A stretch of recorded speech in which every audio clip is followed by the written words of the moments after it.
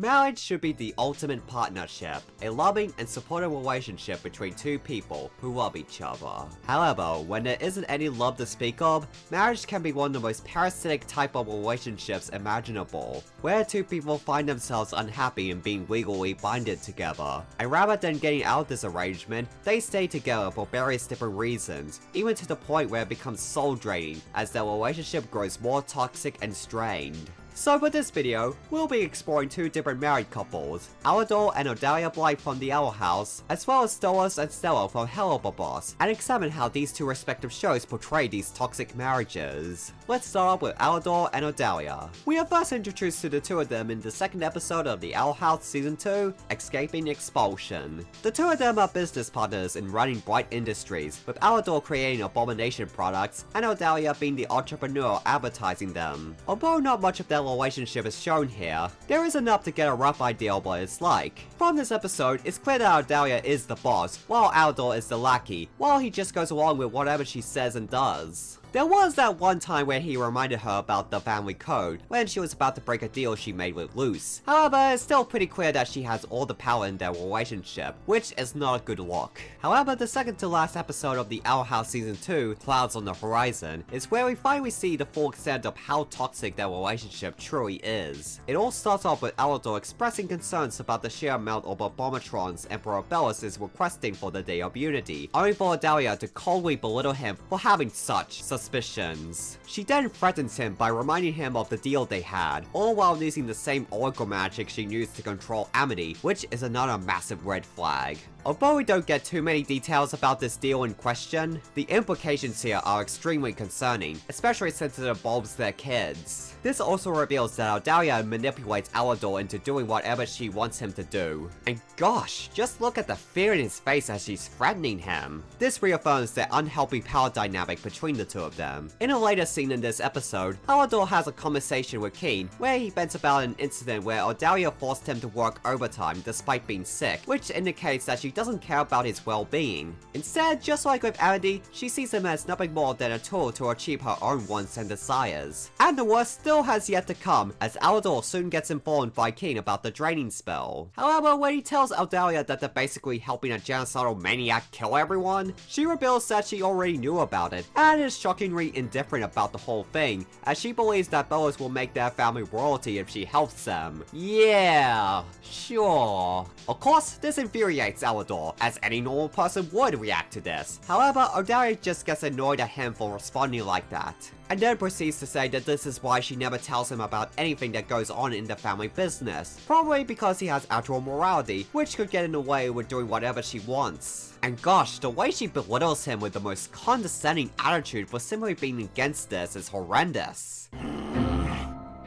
There you go, making that face. And it really shows just how little she cares about him. As far as she's concerned, Alador is just a means for her to make money, rather than a husband. Of course, for Alador, this is the straw that broke the camel's back, and he finally takes a stand against Odalia and ends his partnership with her. And obviously their marriage, even though it's never stated. And all you can say is, good for him. Okay, now it's time to take a dive into the depressingly dark married life of Stolas and Stella from Helluvaboss. So, at the beginning of the series, it is established that Stolas had cheated on Stella, as Blitzo swept with him in order to get his hands on the portal to the realm of the living for his hitman business. And of course, as you would expect, this leads to a falling out between Stolas and Stella. Although initially not a lot of focus is put on their relationship, as we are given similar history of how it was prior to the incident. Initially, this plot point is mainly used to set up the series, with Blitzo now having the means for him and his crew to perform hits for their clients. But then, things take a darker turn in episode 5, the Harvest Moon Festival, where it is revealed that Stella had hired a hitman to assassinate Stolas. While there's no denying what Stolas did to Stella was wrong, this was far more extreme, and makes her objectively worse. This also opens the door for speculation on what else is going on between them behind closed doors. And then all is revealed in the Season 2 premiere, The Circus, where we learn that Stolas and Sarah were arranged to be married, for the sole purpose of producing an heir for the Gorisha family, and neither of them had a choice in the matter. From that point, they had a toxic family life, where Stella was straight up abusive towards Stolas. Meanwhile, he found himself forced to put up with it for many years in order to fulfill his obligations. Long before Stolas cheated on her, Stella was shown to treat him cruelly, openly belittling and insulting him around other people, and loud enough for him to hear in order to take sadistic pleasure in his torment.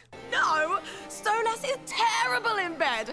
I swear to fuck he just lays there staring at the wall and I have to do everything. It's embarrassing! What a pathetic fucking man! While it's more than likely that Stella never wanted to marry Stolas in the first place, that doesn't excuse her from taking her anger out on him through abuse. Especially since it was established that despite not being happy with the arranged marriage either, Stolas had made an earnest effort to make their lives together as comfortable and stable as possible, for the sake of giving their daughter, Octavia, a normal family life, even if it meant putting up with being abused for many years. Which makes Stella look even worse for not appreciating that fact, and instead resorting to making Stolas as miserable as possible rather than doing the best with their situation. It's absolutely depressing knowing the toxic cycle Stolas finds himself trapped in for the sake of what the Gorisha family expects of him, as well as the happiness of his daughter, and it's unfortunate that the only moment he gets of genuine happiness is when he's been unfaithful to Stella by sleeping with Blitzo. And then we get to the big confrontation scene, and the part where Stella attempts to hit Stolas is truly terrifying, as there's an implication that she physically abused him in the past, and probably expected him to take the hit as usual, only for him to be prepared to defend himself for once. Although Stolas acknowledges what he did to Stella, he's still right in finally standing up to her and calling her out on how she treated him all those years, and demands a divorce. After all, the Gorisha family has the heir they want, so there's no use in staying in this unhappy marriage. It's so gratifying how Stolas finds that there's nothing left for him to lose, and for once takes a stand to weave an abusive relationship that had made his life miserable, no longer caring about what the Gorisha family expects of him, as now he finally realizes that his personal happiness should be his priority. Although, here's another thing that's really messed up. It's clear that Stella also wants out of this marriage, but of course, getting divorced would upset the Gorisha family. So instead, she hired a hitman to assassinate Stolas. Boy, what a sane and well-adjusted individual. Unfortunately, it's unlikely that things would get better for Stolas from this point forwards, even after taking this stand, as Stella would definitely try to get him killed once again, considering this ominous line from her. You have fallen from what little grace you had, and I know you'll pay for it. Furthermore, the future for his potential relationship with Blitzo isn't looking too bright at the moment. But at the very least, he finally turned away from his toxic marriage. And that was my video on the toxic marriages of both Adalia and Alador, as well as Stella and Stolas. If you enjoyed this video, then be sure to give it a like, share, and comment. Also, subscribe to my channel and hit the bell for notifications. Also, if you're interested in supporting this channel, then head over to my Patreon. Well, I got nothing else to say, so see ya!